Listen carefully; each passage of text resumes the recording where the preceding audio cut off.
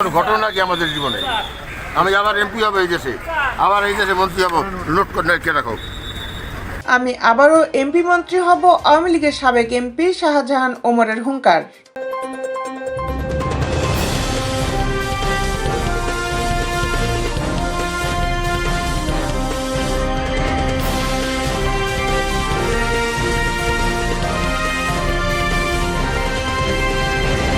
গ্রেপ্তারের পর ঝালকাঠি 1 আসনের আওয়ামী লীগের সাবেক এমপি ব্যারিস্টার শাহজাহান ওমর হুঙ্কার দিয়ে বলেছেন, আমি একজন মুক্তিযোদ্ধা, এসব মামলা আমার জন্য কোনো ঘটনাই না, আমি আবারও এদেশের এমপি ও মন্ত্রী হব।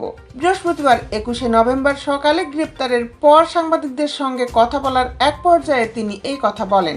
এর আগে তাকে গ্রেপ্তার দেখিয়ে আদালতে পাঠায় ঝালকাঠির সিনিয়র জুডিশিয়াল ম্যাজিস্ট্রেটের আদালত।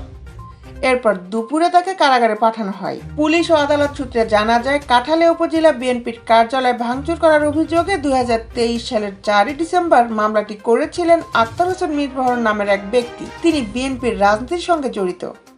ওই মামলায় শাহজাহান ওমরকে গ্রেপ্তার দেখিয়ে আদালতে প্রেরণ করে রাজাপুর থানা পুলিশ। জানা গেছে, এদিন সকালে বরিশাল থেকে ঝালকাঠির রাজাপুরে যাওয়ার পথে পিংড়ি এলাকায় সাবেক আওয়ামী এমপির গাড়ি হামলার ঘটনা ঘটে। এতে তার গাড়ি ক্ষতবিক্ষত হয়ে ধ্বংসস্তূপে পরিণত হয়। এতে শাহজাহান ওমরও আহত হন। এই ঘটনায় তিনি বাদী হয়ে থানায় মামলা করতে যান। তবে কাঠালিয়া থানায় তার নামে থাকা পূর্বের ওই মামলায় তাকে গ্রেপ্তার করে পুলিশ।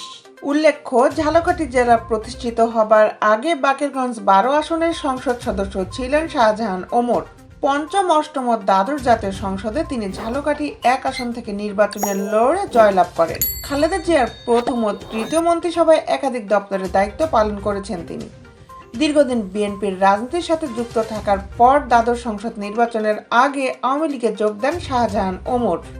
দেশ বিদেশের আপডেট নিউজ পেতে আমাদের সাথেই থাকুন। Justice television, Dhaka.